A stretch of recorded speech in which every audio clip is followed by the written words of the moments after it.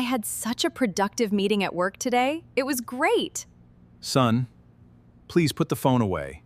Your mother is talking to you. I'm sure you've been in this situation before, whether you are the frustrated parent looking at the top of your child's head, or the teenager feeling completely misunderstood and suffocated by the sudden demand for attention. This silent warfare at the modern dinner table is a universal experience today. In this session, we are going to completely dismantle the lies we've been told about technology and family connection. You will discover the real psychological and historical reasons behind why our kids retreat into their screens. Learn to decode the 3 core behaviors that drive the dinner table divide, and walk away with a tactical communication blueprint to transform your home from a high-pressure courtroom to a place of genuine, mutual understanding. You know what's interesting about the modern dinner table? We've been told a lie. We've been conditioned to believe that the glowing rectangle in your child's hand is a weapon designed to destroy family unity. We look at a silent teenager, thumbs flying across a glass screen, and we diagnose it as a total lack of respect, an absence of social skills, or a deep-seated desire to completely shut us out. But as a professional cross-generational consultant, I'm here to tell you that the exact opposite is true. That screen isn't a wall. It's a portal to a world they find infinitely more responsive, safe, and engaging than the interrogation chamber we occasionally turn our dining rooms into. They don't hate talking to you. They hate the way we try to force them to talk. My name is Arthur Vance. For over 3 decades, I've advised Fortune 500 executives, political leaders, and educational institutions on how to bridge massive cultural and generational divides. I get paid to step into high-stakes environments where sides speak completely different languages and forge a tactical blueprint for mutual understanding. Yet, a few years ago, I realized my greatest professional challenge wasn't sitting in a corporate boardroom. It was sitting right across from me at 6:30 p.m., staring into the blue light reflection of a smartphone. To solve the puzzle of the modern dinner table, I had to study the 2 toughest clients I've ever encountered. My own children, first. There's my daughter, Chloe. She's 20, sports a blue-streaked 90s wolf cut, and practically lives in oversized graphic hoodies. She is fiercely independent and hyper-digital, processing info at a speed that makes my head spin. While the untrained I might see a detached teenager scrolling, I see a highly sophisticated digital architect. Then, there's my 19-year-old son, Kai, with a messy mop of curly dark blonde hair and a permanent uniform of baggy. Kai looks like the definition of relaxed, but underneath is an intensely sharp, entrepreneurial mind. He doesn't view the world through traditional institutions. He looks through the lens of decentralized opportunity. For a long time, dinner in the Vance household was a masterclass in silent warfare. I would sit there in my tweed blazer, pouring my heart into a homemade meal, only to be met with the tops of their heads as they scrolled through TikTok or answered Discord messages. I was the expert on communication, yet my own dining room felt like a demilitarized zone. That was until I stopped acting like an offended, old-school father and started acting like a strategic consultant. I realized that if I wanted them to step into my world, I first had to understand the digital architecture that shaped theirs. To understand why Chloe and Kian, by extension, the entire Gen Z demographic, behave the way they do around technology, we have to look past our own frustration and analyze the historical and psychological shift that occurred right under our noses. The older generations grew up in a world of physical scarcity and information stability. Communication was synchronous. You picked up a landline phone, you sat across from someone, or you wrote a letter. There was a clear, unyielding boundary between public life and domestic sanctuary. When you came home and sat down for dinner, the outside world stopped at the front door. But consider the world that welcomed Chloe and Kai.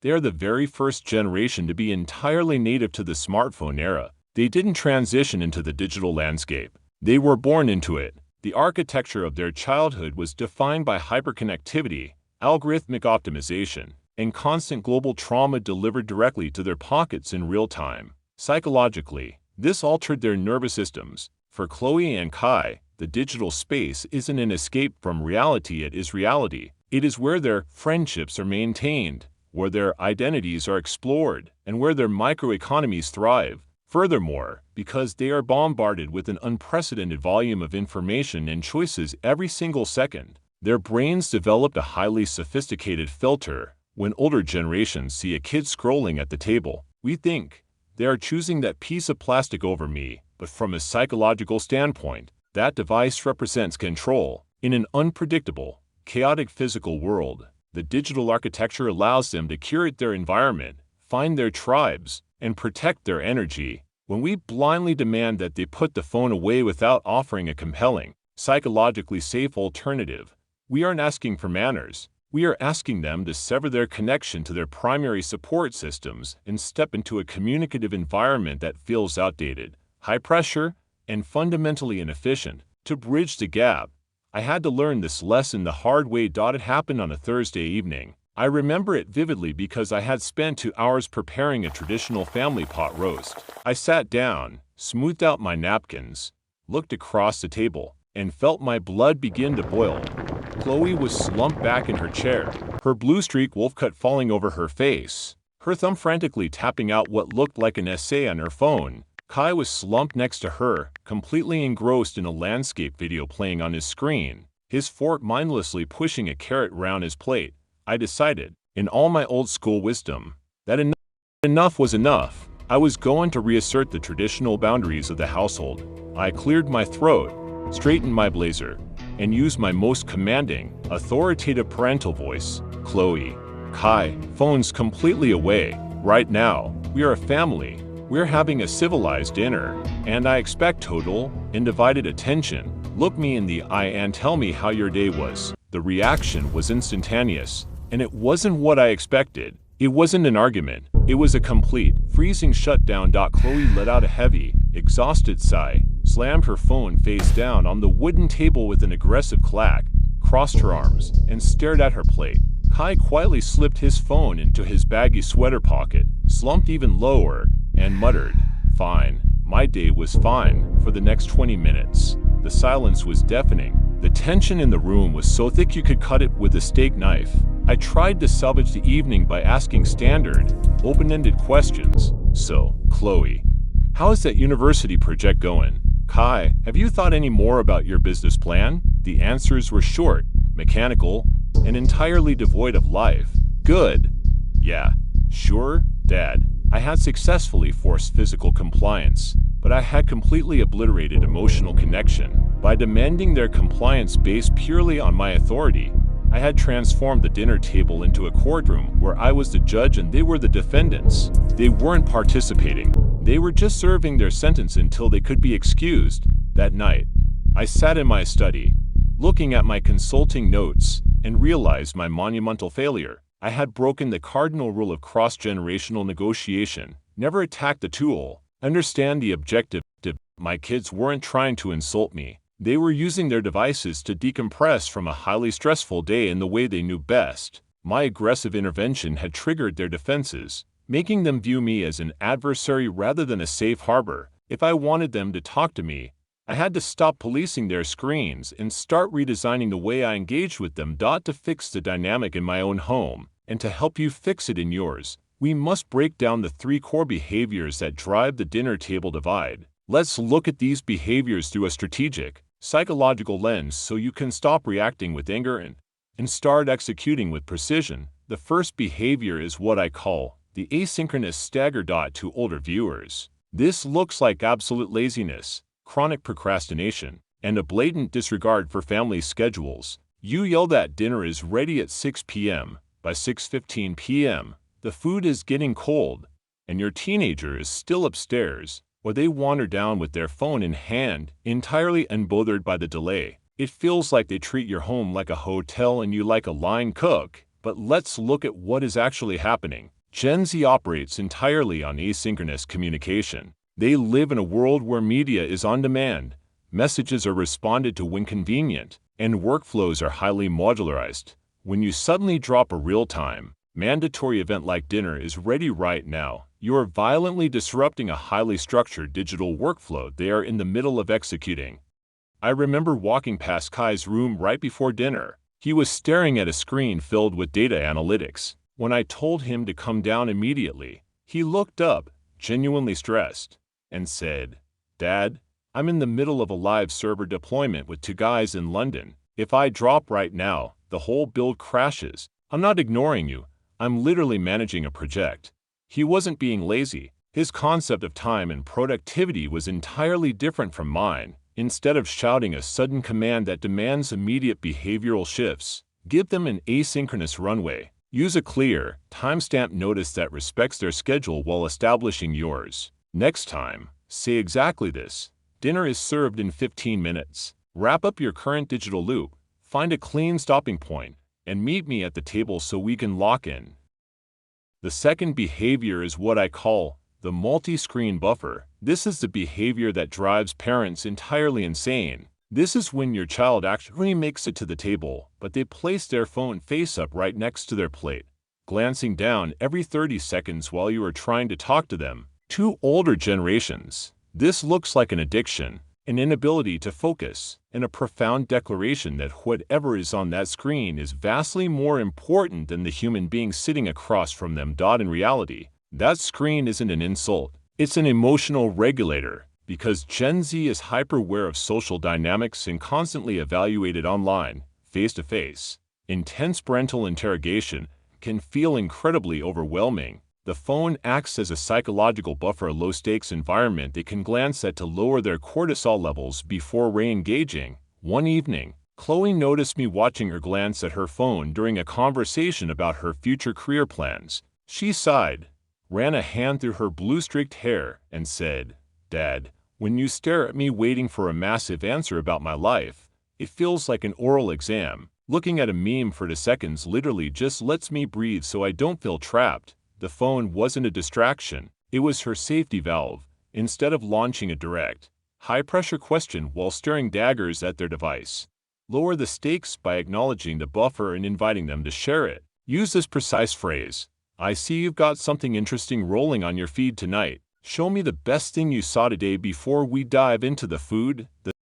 The third and final behavior is the contextual ghosting. This occurs midway through dinner. You ask a direct question like, "How are your friends doing?" or "What do you think about the news?" and you are met with absolute, stony silence, a shrug, or a simple "I don't know." To us, it looks like emotional coldness, a lack of empathy, or a total refusal to participate in family life. It makes you feel like an outsider in your own home. The professional reality is that Gen Z communicates almost exclusively through context, nuance, and curated digital spaces. They don't engage in superficial, broad-stroke small talk. If you ask a broad, generic question, their brains view it as a low-value, high-effort prompt. They don't know where to begin because their internal worlds are highly complex and specific.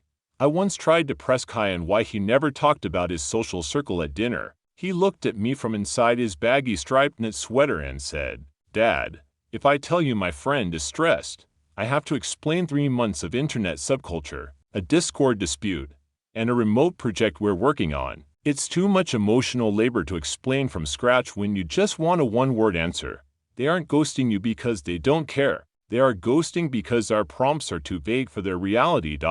Stop asking broad, generic questions. Frame your prompt around specific, low-friction entry points that allow them to share their expertise or point of view without feeling defensive. Say this word for word: "I'm trying to understand how people your age are navigating AI tools or creative burnout right now. From your perspective, what's the biggest thing older generations are completely getting wrong about it?" When we step back and look at the entire landscape, the pattern becomes crystal clear. We have been misreading the data.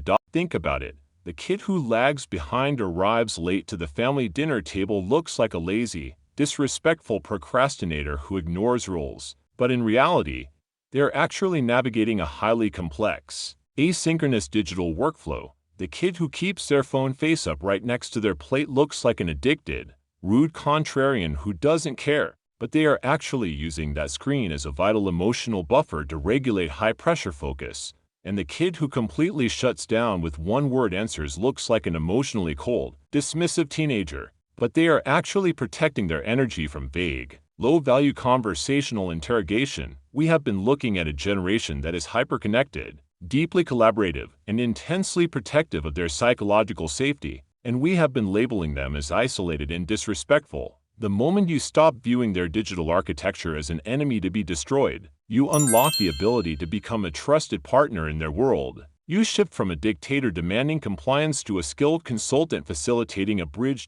My friends, building a bridge across generations doesn't mean you forfeit your values, nor does it mean you let your dining room become a lawless digital wasteland. It means you care more about the human being sitting across from you than you do about your own outdated assumptions of how respect ought to look. When I changed my strategy with Chloe and Kai, the entire energy of our home transformed. Dinner stopped being a battleground and became a true crossroads. Chloe started sharing incredible digital art pieces that challenged the way I thought about media. Kai began walking me through decentralized business structures that blew my corporate mind. We laughed more, we argued less, and yes, the phones eventually stayed in their pockets voluntarily, not because I forced them to, but because the conversation at the table became more valuable than the stream on their feeds.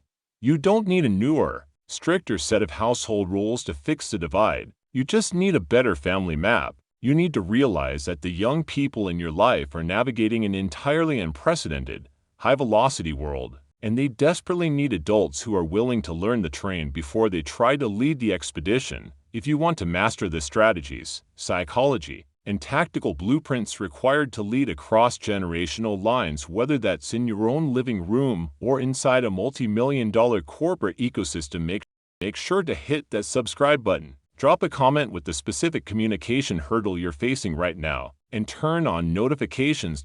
I'll see you in the next session.